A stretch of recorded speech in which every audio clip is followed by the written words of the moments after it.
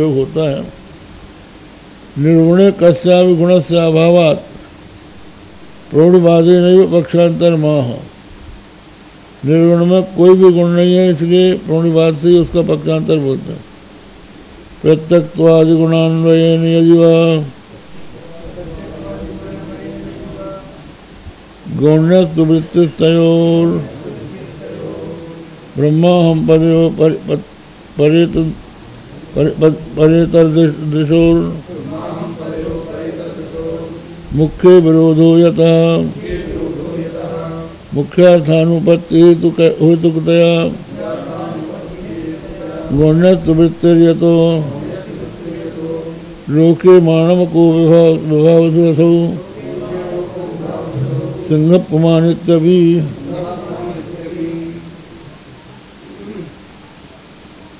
प्रत्यक्त्वादि की आदिपदेन ब्रह्मत्वं गृह्यते तयो परेतर विषो जीवे ईश्वर जीवयोर जी सप्तम्यौ। कहते हैं यहाँ पर प्रत्यक्त्वादि गुणान्वयन यदिवा प्रत्यक्त्वादि गुणान्वयन यदिवा गौण्यस्तु वृत्तिस्तयोर ब्रह्माहम पदयोर परेतर दिशोर मुख्य विरोधो यतः मुख्यार्थानुपत्ति हेतुकतया गौण्योस्तु वृत्तिर्यतो लोके मानवको विभासुरथौ सिंहपमान इत्यसौ। तो ये बोल रहे हैं कि ब्रह्म और जीव दोनों की एकता महावाक्य के द्वारा प्रतिपादित हो रही है, ऐसा कथन है। तो इसके उत्तर में उन्होंने कहा कि ठीक है, मुख्य में तो विरोध है, मुख्य अर्थ दे दिया जाए तो विरोध है, जीव और ब्रह्म में बहुत अंतर है। पर दोनों की एकता गौण मान ली जाए, गौण जो है उसमें भेद के रहते हुए भी कुछ गुणों को लेकर एकता बन जाती है। बोले कैसे का अग्निर्माणों कहा, ये जो विद्यार्थी है ये आग है। सिंहो मानव कहा, ये जो मानवक है ये सिंह है।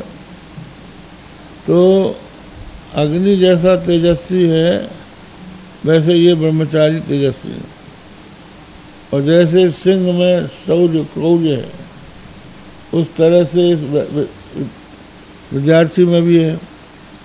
तो यहाँ पर ये विदित है कि सिंह दूसरा है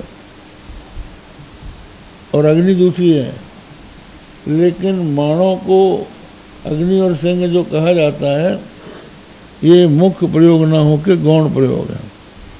तो गौण में एकता मान लो है, लक्षणा की आवश्यकता ही नहीं, सीधी बात है। अब वो भेद नहीं हुआ, हाँ अभेद नहीं हो गया। मुख्यार्थानुपत्ति हेतु यस्मिन् अमुख्य संबंधित सत्य था तस्य भाव तत्तया अतदृष्टांत में हेतु यतः विभासुर अग्नि अग्निर्माणवकः सिंहो देवदत्ता इत्यादि अग्नि संबंध से स्वार्थ गुण योगेन मानवकादौ अनेकत्व प्रयोगार लोके गौणी वृत्तिर यथा प्रसिद्धा इत्यर्था। फिर आगे आता है मनु स्वार्थम विहाय अर्थांतरे वृत्तिर गौण्य अस्ति चेत कस्तरी लक्षण गौण्योर्भेदा कस्तरी लक्षण गौण्योर्भेदा इति शंका मनुज्य तयोरवांतर भेदो अस्ति इत्याह। तो कहते हैं स्वार्थ को छोड़कर अर्थांतर में वृत्ति जो है वो गौणी कहलाती है। तो दोनों में कस्तरी लक्षणा गौण्योर भेदा लक्षणा में और गौणी में भेद कौन सा रहा, ये शंका है। तयोर अवान्तर भेदो अस्ति इत्याह।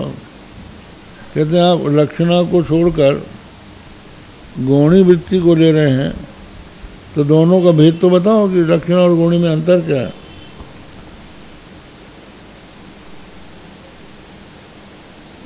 पर शब्द वृत्ति अपरत्वमहेरिति इति यद्यप उभयो सदृशम् अन्योस्तथापि तु विभागकरम् स्फुटमस्ति लक्षणमवान्तरकम्।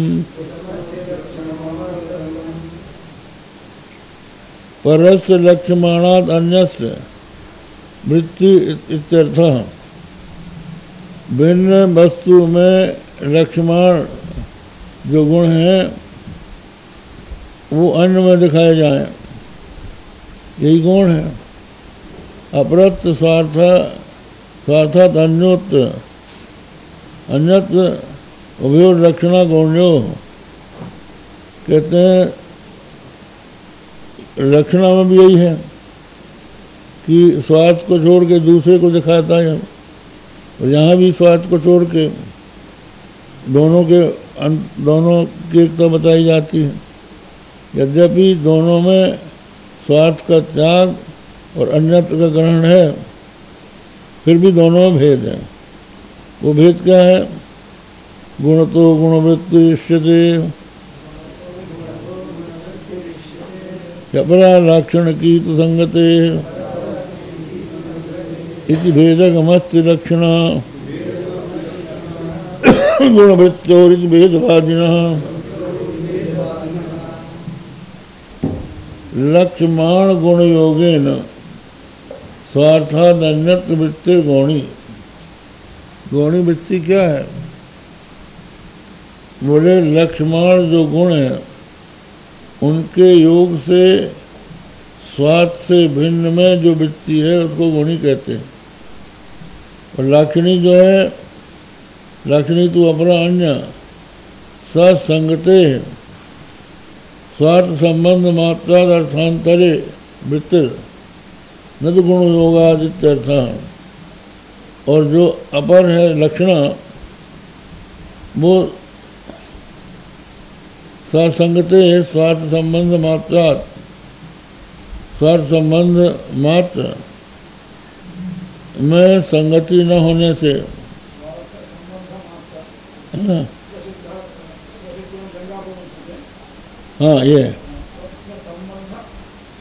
स्वार्थ होगा गंगा, या जो भी हो, चाहे लक्षणा हो चाहे और किसी लक्षणा हो, अपने अर्थ के संबंध मात्र से अर्थांतर में वृत्ति होती है, न तो गुण योगा, गुणों के योग से नहीं।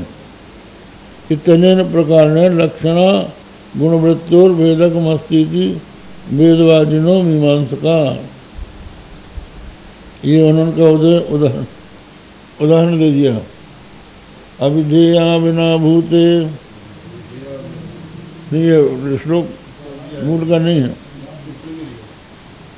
अविधेया बिना भूते प्रतीत लक्षणोच्यते लक्ष्य मात्र गुण योगात् वृत्तिरिष्टा दुगुणता इत्याहु। तंत्रवार्तिक में है अविधेय माने वाच्य,